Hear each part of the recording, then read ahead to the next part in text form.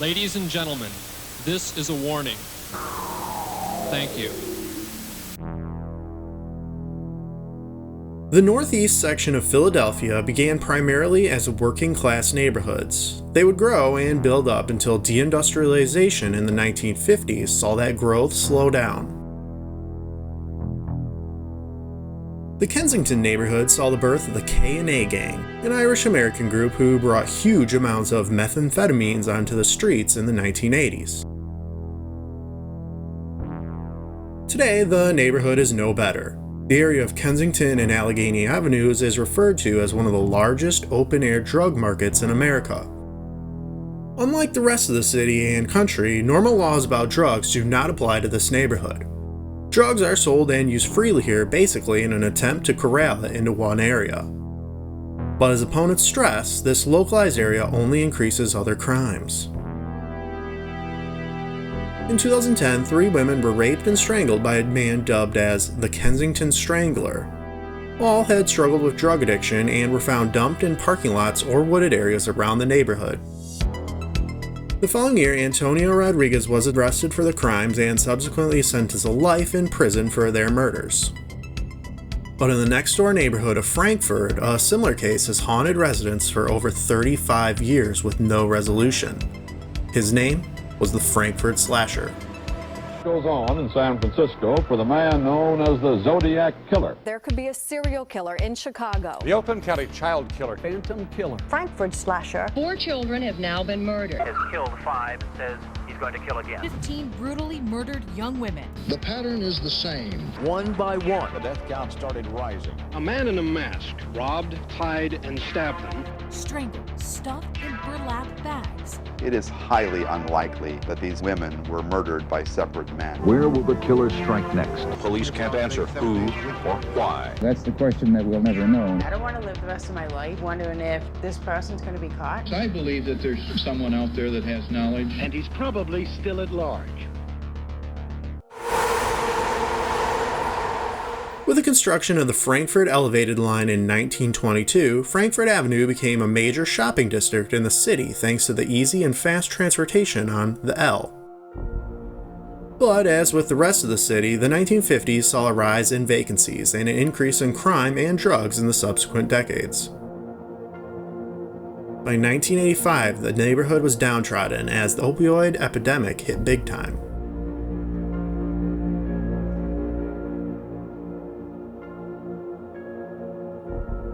Police were contending with the Mafia as well as The Movement, a black liberation group that began in the late 60s and believed in returning to nature. Since the late 70s, tension between the Movement, or MOVE as it was commonly referred to, began to escalate. After bomb-making materials were seized, a standoff and gunfight ensued and many MOVE members were jailed. By the 1980s, they had regrouped and were now headquartered on Osage Avenue in the city's west side. In May 1985, after complaints by neighbors, the neighborhood was evacuated as police used tear gas and hoses to force MOVE out. Amidst the chaos, a helicopter appeared and dropped a military satchel bomb on the homes. 11 people, including MOVE founder John Africa, were killed in the blast, which destroyed 53 homes and cost an estimated $45 million in damages. This was the atmosphere of the city when, 3 months later, 52-year-old Heldon Patton was discovered between 2 piles of railroad ties here, which was then the maintenance yard of the Pennsylvania Transportation Authority. She had been raped, stabbed 47 times, and posed with her legs open and blouse up, revealing her breasts. Her intestines were hanging out from her torso. Helen was last seen by her ex-husband, Kermit Patton, in the home they still shared north of the city on Winter Avenue in Langhorne. The former prostitute still frequented the bars along Frankford Avenue, in particular one called Goldie's. It was January 3rd, 1986, when the door to 68-year-old Anna Carroll's apartment near the corner of Ritter and Broad Street was discovered to be left open. Inside on the floor was her body. She had been stabbed 6 times with her organs exposed and posed in a sexual manner yet again, the kitchen knife left sticking in her. Despite the obvious similarities, the cases were not linked, nor were they when a third body was found. Just like Carol, worried neighbors entered the open apartment of 64-year-old Susan Olzeff on Christmas Day of 1986. Inside her home in Bridesburg, south of Philadelphia, they discovered the woman's body. She'd been stabbed 6 times in the back. You probably have noticed by now these were marginalized women, many former prostitutes and drug addicts, and the city was full of homicides at this time, and many barely even made a small blurb at the bottom of the newspaper at the time of their deaths. Less than 6 months before this third murder, on July 3rd, 2 transgender prostitutes were found dismembered, stuffed into trash bags, and set on fire in a ravine. Their murders have never been solved. Meanwhile, less than 2 weeks after Olzeff's murder, just across the street from the Golden Bar is this field below the L. On January 8th, 1987, 2 fruit stand vendors were opening their stand when they found the partially clad body of 28-year-old Jean Durkin stuffed under a box truck in the lot behind them. 28-year-old Jean Durkin, who was stabbed 74 times, sexually assaulted, and butchered. The mother of 4 had gotten into drinking and drugs and was first hospitalized in 1981, where it was discovered she had schizophrenia. Sadly, she refused help from family and friends and spent the next 6 years between mental hospitals and living on the streets.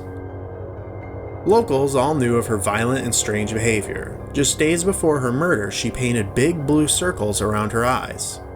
Sometimes, after hospital visits, the old Jean seemed to return for a while, but it never lasted.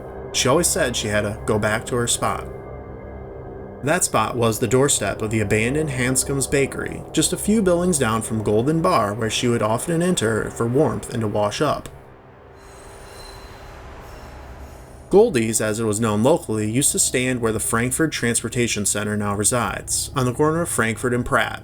The tiny dive bar was frequented by all 3 victims. Despite this link, it was not until Durkin's murder that the connection was made, and the press started to speculate if this was the work of a serial killer.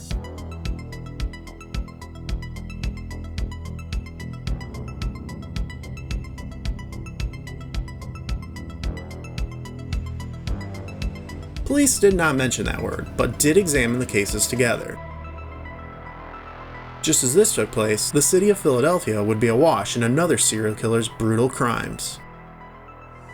Now an Action News special report. July 1st will be the 30th anniversary of the conviction of Gary Heidnik. He is responsible for one of the most grotesque series of crimes ever to happen in Philadelphia. He stripped me of all my clothes, my wig and everything, and I'm screaming. It's a moment seared in Jackie Askin's memory. Naked and cuffed, Gary Heidnik dragged her into his personal torture chamber, the basement in his home on the 3500 block of Marshall Street. Down below were 4 other prisoners. He was captured after Josefina Rivera escaped and flagged down a police officer. 2 cops pounded on the door. He opened the door and came out and wouldn't let them in, and they could smell the stench. They didn't want him going anywhere. They busted him right down there. That stench was one of 2 victims who died in the House of Horrors, Sandra Lindsay and Deborah Dudley. Dudley was electrocuted and buried in the Pine Barrens. Lindsay died from a combination of starvation and torture. Heidnik boiled parts of her body and fed the remains mixed with dog food to the surviving women.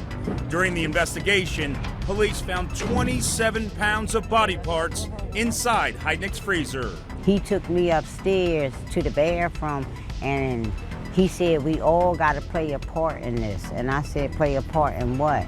And he had me cut her limb, like her arm. The House of Horrors naturally overshadowed everything else, including the possible Frankford slasher murder of Catherine Jones. The 29-year-old waitress was known to frequent the bars on Frankford, including Goldie's, and was found 20 days after Jean Durkin was murdered. Her frozen body was lying on the sidewalk of North 2nd Street. Unlike other victims who were all knifed, Jones was bludgeoned to death, her skull crushed and jaw broken before she was strangled. The area she was found is about halfway between Anna Carroll's house and the rest of the victims in Frankford, and just 1 block away from the L. It was August 1987 when the city was plunged yet again into terror.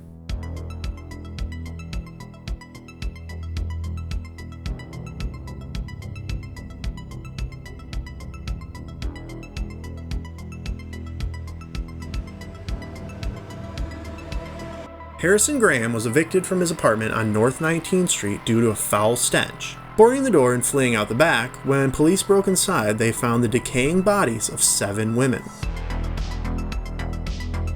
Harrison lured the women back to his home, which was known as a drug den, before he strangled them. All deaths occurred in 1986. 3 horrific killers in 1 year. Citizens were horrified, unsure if their own neighbor could be hiding something in their home or if the man sitting on the bar stool next to them was a killer. Police had still not forgotten about the slasher, interviewing Goldie's bartenders and regulars. It was perhaps this reason why the killer went silent for a while.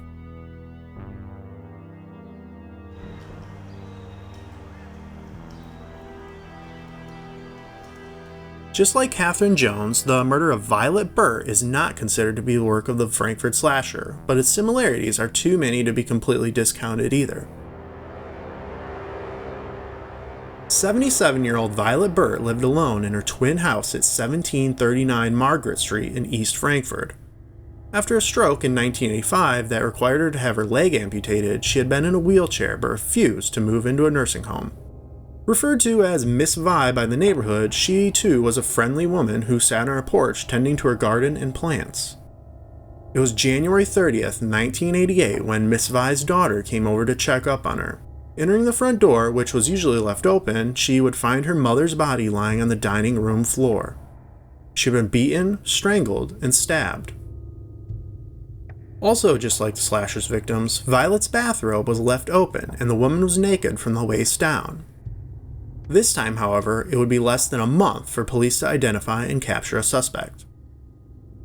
Dolores Rivers was one of 2 healthcare workers who visited Violet every other day and was scheduled to visit the day of her murder.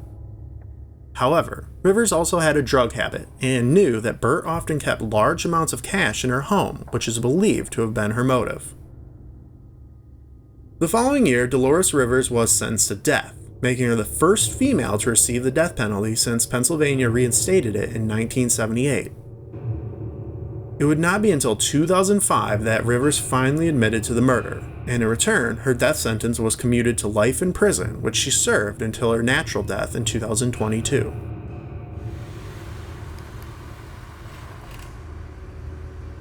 With the murders of Catherine Jones and Violet Burt, police would return to the mindset that possibly all the killings were unrelated, a move which potentially angered the killer, looking to revel that he had outlasted the other 2 serial killers, and on November 11th, 1988, he struck again. The 4900 block of Penn Avenue is just a few blocks southwest of Goldie's, and where the body of 66-year-old Margaret Vaughn was found in the entry vestibule. She had been stabbed 29 times. This time, someone came forward with information. A barmaid was able to provide a sketch of the middle-aged white man that had been drinking in the bar with Vaughn the night prior, and the 2 left together. Either together or alone, Vaughn returned to her 3rd-story apartment building at the corner of Penn and Harrison, only a 7-minute walk from Goldie's. She likely would have been killed in her apartment, save for the fact the woman had been evicted the day before and couldn't get in. She had not been raped, and $200 were found on her. Teresa Scortino was a 30-year-old who had been in and out of psychiatric hospitals for a number of years. She was in outpatient therapy when she moved into her 3rd-floor apartment on Arrett Street. It was about 6 p.m. January 19, 1989 when she left the former Jolly Post Tavern located here with a middle-aged white male to head up the block to her home.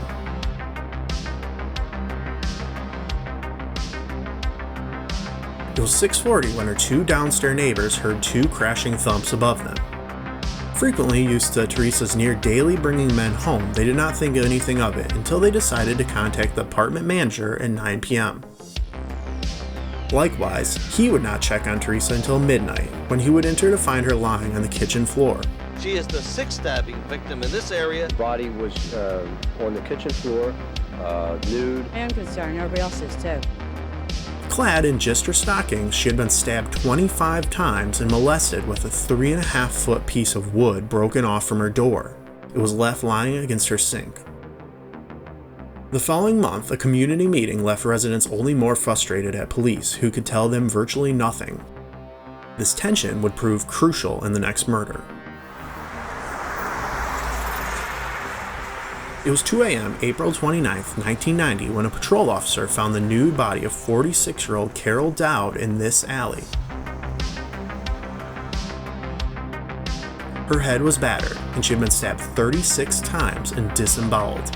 This time, her left nipple had been cut off. 46-year-old Carol Dowd disemboweled in this alley. A witness provided a sketch of a middle-aged white male they saw Dowd walking with several hours prior. Like Durkin and Scortino, Dowd was a schizophrenic who had been in and out of the hospitals and was currently living in a nearby community home. This time, police finally announced they believed this was the same killer and set about interviewing locals, including Leonard Christopher, who worked in Newman's seafood store in the front of the alley. Christopher told them the alley was often used for prostitution and drugs, but he also let something else slip. He had known Margaret Vaughn. Red flags went up when his girlfriend, who he had used as his alibi, denied he was with her that night. A witness went on to identify Christopher being seen with Dowd outside a local bar and later leaving the alleyway with a large knife. Searching his apartment turned up bloody clothing. Despite a white male being the prime suspect, Leonard went on a trial in the sole murder of Carol Dowd and would later be convicted. In a way, that bothered him more than the fact that his freedom had been taken away from him. Marissa Bluestein of the Innocence Project says investigators rushed the charges against Christopher to calm an anxious community. In later years, his case was picked up by the Innocence Project in an attempt to clear his name, but Christopher would die from cancer still behind bars. If he was the Frankford slasher, residents could breathe easier. But on September 8th, at an apartment building on Arrett Street, neighbors began complaining of a smell coming from Michelle Denner's fourth-story apartment. Upon entering, police found an all-too-familiar scene. On the floor lay the decomposing, partially nude body of 30-year-old Michelle. She had been stabbed 23 times 2 days earlier. Referred to as Crazy Michelle by locals, she was described as a heavy drinker who would occasionally barricade herself in her room or throw things from her window. She also just happened to be the prime suspect in the Durkin murder, as the two women had gotten in a fight over a blanket the night before. Michelle lived just 2 blocks away from where Tracy Scortino lived, and witnesses claimed she had left the local bars in the company of a middle-aged white male.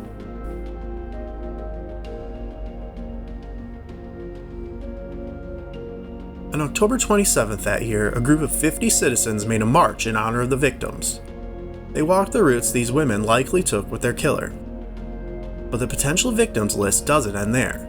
Thanks to Reddit user Philly Sleuther, she uncovered a few other unsolved murders with similar MOs. It was October 12, 1982, when 35-year-old Evelyn Cherkis' son arrived home from school at the 4200 block of Frankford Avenue, 1 block away from the fish market. When the 8-year-old found his 3rd-floor apartment door locked, neighbors helped him open it. It is then that Evelyn was found lying naked on the bed with her hands tied behind her. She had been stabbed in the chest at least 10 times and sexually assaulted. The two had moved from Frankfurt about a year ago, and shortly after, Evelyn had begun taking pills and frequenting the local bars, but was in the process of recovering and planned to move to a better neighborhood. Next, on September 20th, 1984, in a similar heartbreaking event, 32-year-old Rosemary Van Brunt was found stabbed to death in her home on Kipling Lane north of Philadelphia by her 11-year-old daughter, while the 2 other children were asleep in the next room. The woman had been stabbed over 20 times in the back, face, and leg on her bed. In a move seeming to signal remorse, a white blanket had been thrown over her body, unlike the previous victims that were put on display.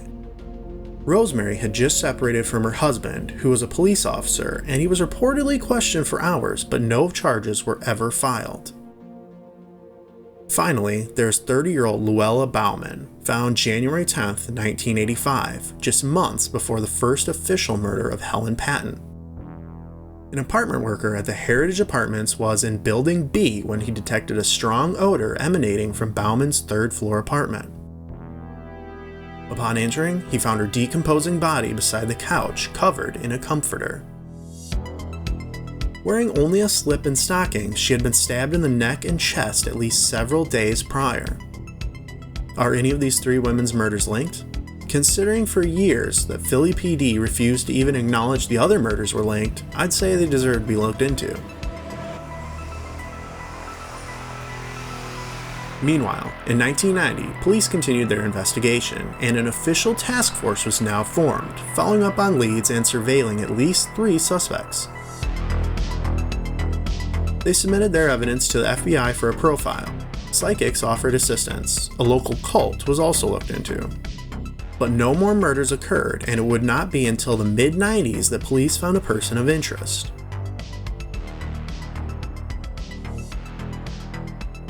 Referred to as the minister, this man rented out a space in a local church and would trawl the bars, speaking to women and telling them that he was a guidance counselor.